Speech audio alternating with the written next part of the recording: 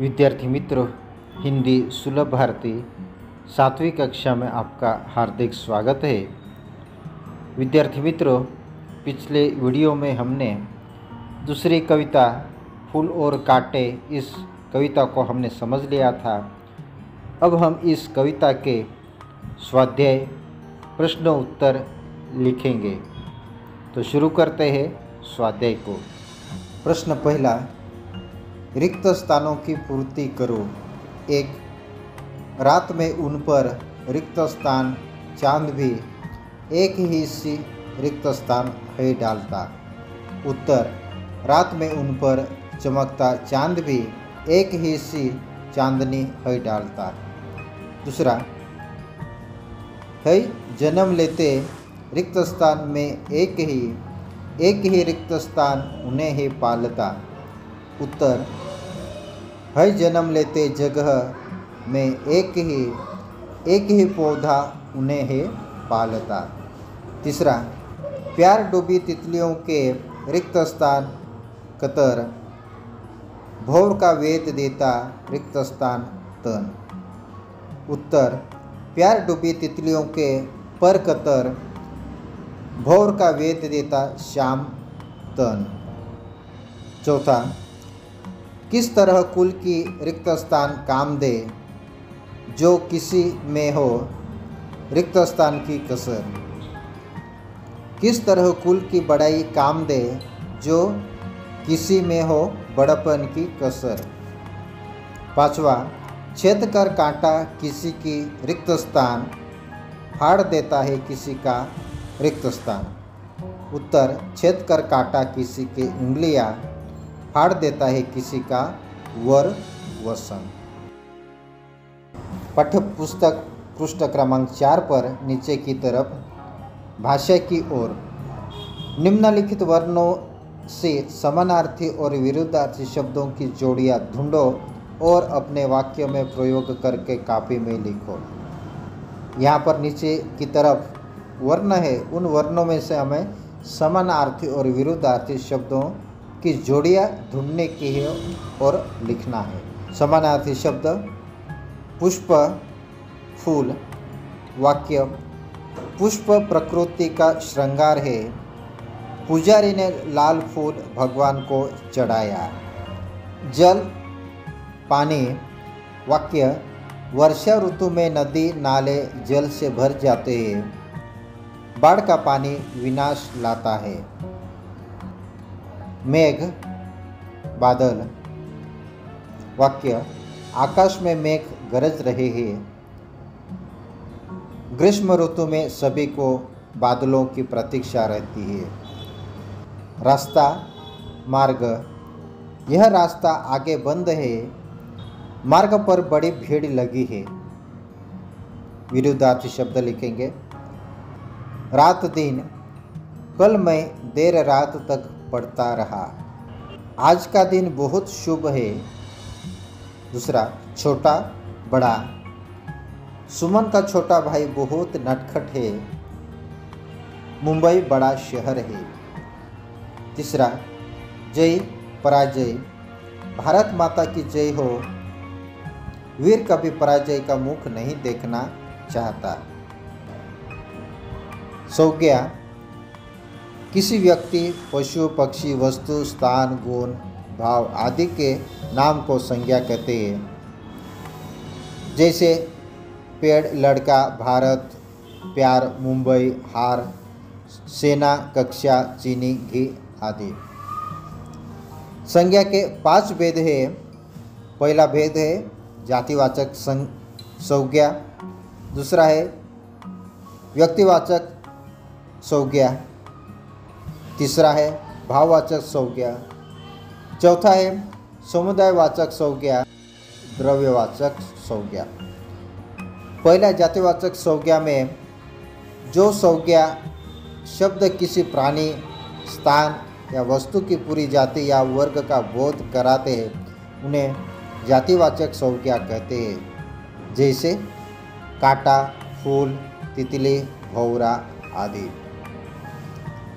दूसरा है व्यक्तिवाचक संज्ञा। किसी विशेष प्राणी फल, फूल, स्थान, वस्तु इत्यादि के नाम को व्यक्तिवाचक संज्ञा कहते हैं, जैसे कि महाराष्ट्र, शिवाजी, गंगा, हिमालय, रामायण। तीसरा है भाववाचक संज्ञा। जिन संज्ञा शब्दों से किसी व्यक्ति, स्थान या वस्तु के गुण, दोष अथवा दशा का बोध होता है वे भाववाचक संज्ञा कहलाते हैं, जैसे मिठास, भलाई, बचपन, वीरता आदि। चौथा समुदायवाचक संज्ञा। जिन संज्ञा शब्दों से किसी वस्तु के समूह अथवा झुंड का बोध होता है वे समुदायवाचक संज्ञा कहलाते हैं, जैसे भीड़, परिवार, गुच्छा, टुकड़ी आदि। पांचवा द्रव्यवाचक संज्ञा। जिन संज्ञा शब्दों से किसी द्रव, धातु या पदार्थ का बोध होता है वे द्रव्यवाचक संज्ञा कहलाते हैं, जैसे गेहूँ, तेल, सोना, चांदी आदि। नीचे दिए गए प्रश्नों के उत्तर एक एक वाक्य में लिखो। पहला, फूल किन को गोद में लेता है? फूल तितलियों को गोद में लेता है। बड़प्पन की कसर रह जाने पर क्या काम नहीं देती? उत्तर, बड़प्पन की कसर रह जाने पर कुल की बड़ाई काम नहीं देती। कौन एक सा बरसता है? मेह एक सा बरसता है। फूल किसको रस पिलाता है? फूल भौरों को रस पिलाता है। खोजबीन में पृष्ठ क्रमांक 4 पर ऊपर की तरफ देखेंगे। आसपास के पेड़ पौधों के नामों का वर्गीकरण करो। यहाँ पर जो पेड़ पौधे हैं उनके नामों का वर्गीकरण करने का है। छोटे पौधे उनके नाम लिखने का है, मध्यम है उनके नाम लिखने के, और उससे बड़े हैं उनके नाम यहाँ पर हमको लिखने का है। छोटे में लिखेंगे लिली, तुलसी, गुलबख्शी। मध्यम हरी मिर्च, टमाटर, भिंडी, बैंगन। बड़े में है बरगद, नीम, आम, नारियल, पीपल। नीचे दिए प्रश्नों के उत्तर लिखो। प्रश्न, कांटा अथवा शूल सबकी आँखों में क्यों खटकता है? उत्तर, यद्यपि कांटा फूल के कुल में जन्म लेता है एवं फूल के साथ फूल की तरह ही उसका लालन पालन होता है, परंतु उसमें बड़प्पन की कसर है। कांटा किसी की उंगलियां छेद देता है या किसी के वस्त्र फाड़ देता है। फूलों के प्यार में डूबी तितलियों के पंखों को काट देता है और भौरे के शरीर को छेद देता है, इसलिए कांटा सबको खटकता है। प्रश्न, फूल दूसरों के शीश की शोभा क्यों बढ़ाता है? फूल सदैव प्रेम और सद्भावनापूर्ण जीवन जीता है। वह तितलियों को अपनी गोद में बैठाकर प्यार से सहलाता है, भौरों को अपना अनूठा रस पिलाकर उनकी प्यास मिटाता है। वह अपनी सुगंध और निराले रंग से सबके जी की कली खिला देता है, इसलिए फूल शीश की शोभा बढ़ाता है। पृष्ठ क्रमांक 2 पर ऊपर की तरफ देखेंगे हम। विचार मंथन में, भूलकर भी न करे भूल, बने फूल नहीं शूल, निम्न आधार पर चर्चा करो। यहाँ पर भूल, फूल और शूल, इन आधारों पर हमें चर्चा करने की है, लिखेंगे उसका उत्तर। इस वाक्य में भूल, फूल, शूल इन शब्दों का प्रयोग वाक्य को लयबद्ध करता है। भूल, फूल, शूल यह शब्द परस्पर लयबद्ध है। कविताओं में इस तरह के शब्दों का प्रयोग कर कविताओं को विशिष्ट लय प्रदान की जाती है।